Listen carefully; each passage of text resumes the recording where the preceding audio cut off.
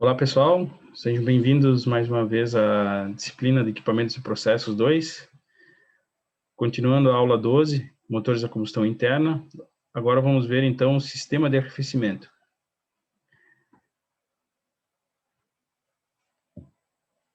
O sistema de arrefecimento, ele tem basicamente 7 componentes, que são os principais. Que são eles: a bomba d'água, sensor de temperatura, válvula termostática, reservatório, radiador, aditivo e ventoinha. E esse fluxo é fechado, tá? Claro que tem a abertura de respiro, mas a princípio o circuito é fechado para que a água não evapore, né, e não saia do sistema. Claro que alguma quantidade pequena sai por causa do respiro, e por causa que o volume, né, conforme aumenta a temperatura da água, ela aumenta o seu volume e aí então ela expande um pouquinho. Então, para não sobrecarregar em relação à pressão interna, é então deixado esse respiro que vai fazer o alívio dessa pressão. Então, para que serve esse sistema? Esse sistema de arrefecimento serve para deixar a temperatura do motor na temperatura ideal de trabalho, né, que é em torno de 90 graus Celsius. E ele, desses componentes, né, eles possuem também esses dutos, que são chamados de dutos ou galerias, por onde passam por onde passa o líquido de arrefecimento internamente para fazer, então, o resfriamento dos componentes, principalmente em torno dos cilindros ou camisas, tá? Que é uma parte onde tem muito aquecimento, tá? Por causa que é a câmara de combustão. Bom, então, a princípio, é um sistema fechado, como já havia dito, e o coração desse sistema é a bomba d'água, tá bem? A bomba d'água, ela funciona para refrigerar todo o sistema. Então, ele não é um sistema que possui movimentação automática. Não, ela precisa de um sistema de bombeamento. Tá? E esse sistema de bombeamento é que faz circular, então, o líquido refrigerante para diminuir essa temperatura do motor.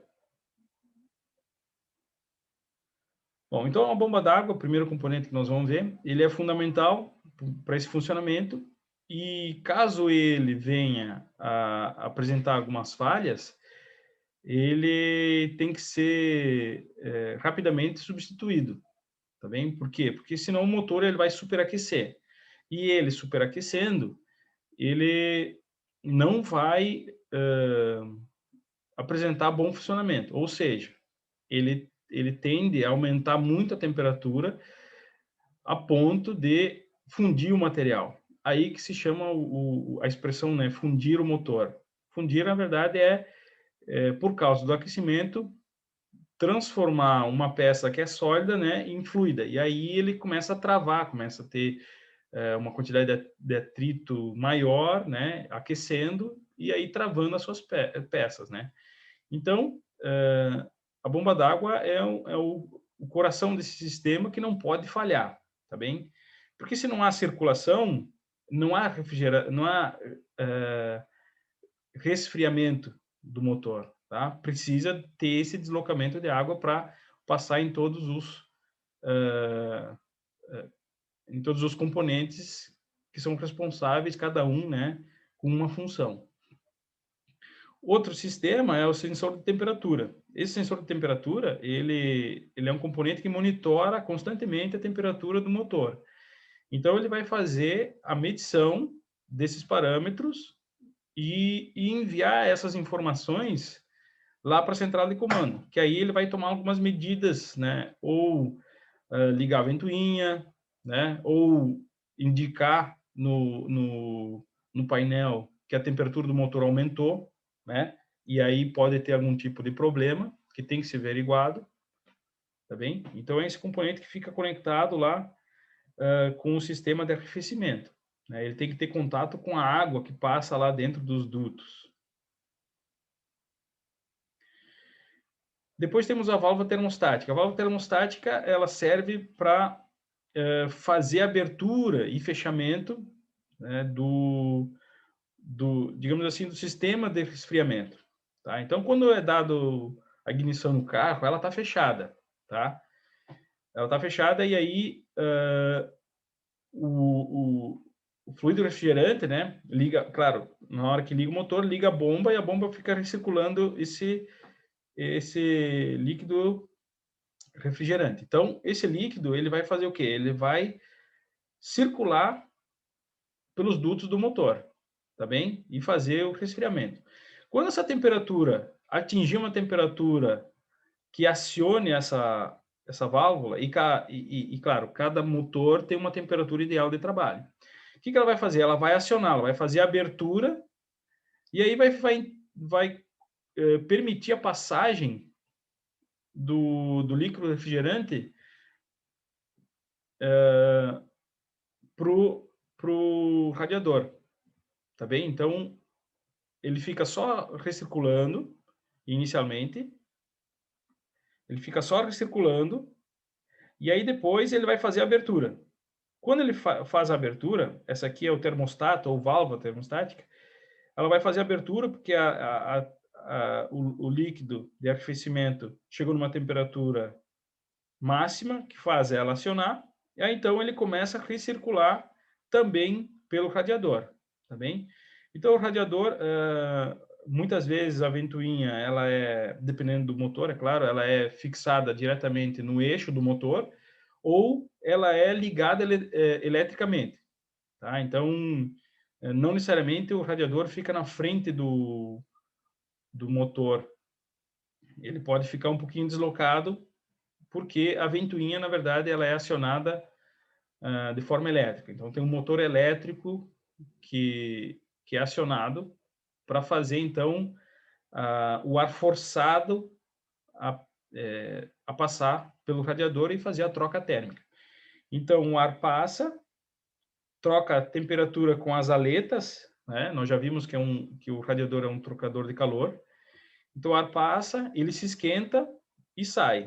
E aí, a água que está lá dentro se resfria e continua o processo. Então, a bomba vai succionar do radiador, vai mandar lá para os dutos, que retorna e é novamente resfriado, tá?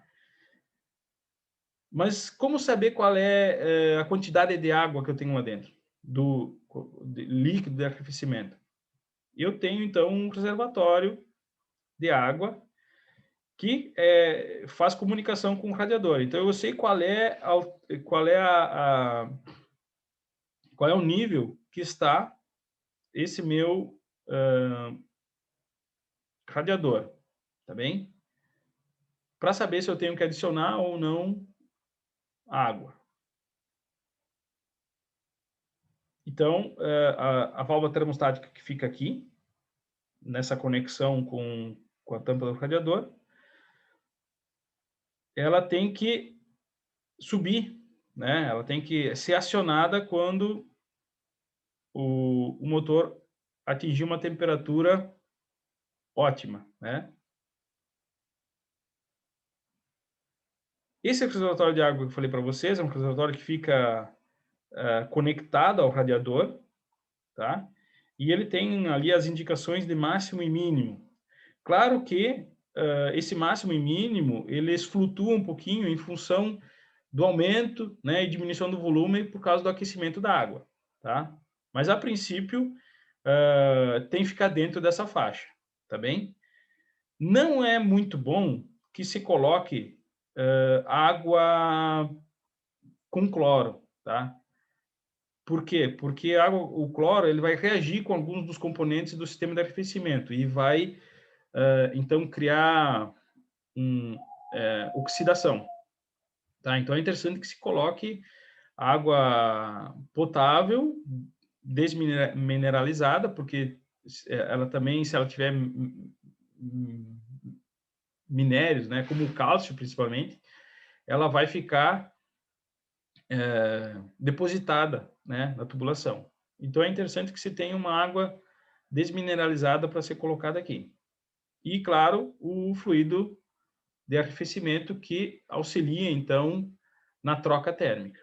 Então, esse reservatório de água, ele sempre fica localizado num ponto estratégico para que seja feita, então, a adição de água. Então, tem que tomar cuidado quando se chega num posto, geralmente, posto de combustível, geralmente o pessoal quer fazer adição, né, com água. Né? Pede, aí, como é que tá a água e óleo? Só que tem que tomar cuidado que essa água aqui, se ela tiver cloro, ela vai danificar o sistema. Tá bem? Então, é interessante que se tome cuidado com isso aí. Claro que nós vamos tratar disso também lá na parte de manutenções do motor, que vai ficar para a aula 13. Bom, então o radiador é esse permutador de calor, que ele fica externo. Ele não pode ser confundido com intercooler, tá? Geralmente ele está atrás do intercooler, se eles estiverem um na frente do outro. E claro, se não tiver intercooler, vocês vão ver que ele é diretamente conectado por tubulação, né? Com a válvula termostática e depois com a bomba d'água. Então, basicamente, ele tem a função de dissipar o calor. Essa temperatura que o motor gerou, né, por causa da combustão, né, então gera muito calor e com isso a temperatura dele se eleva. Então, o objetivo dele é pegar esse líquido de arrefecimento e diminuir a temperatura dele, para ser de novo injetado pela bomba dentro do motor. Tá bem, pessoal? Então, hoje nós ficamos aqui em sistema de lubrificação, em sistema de arrefecimento, e na próxima aula nós vamos ver, então, sistema de lubrificação. Tá bem? Até a próxima.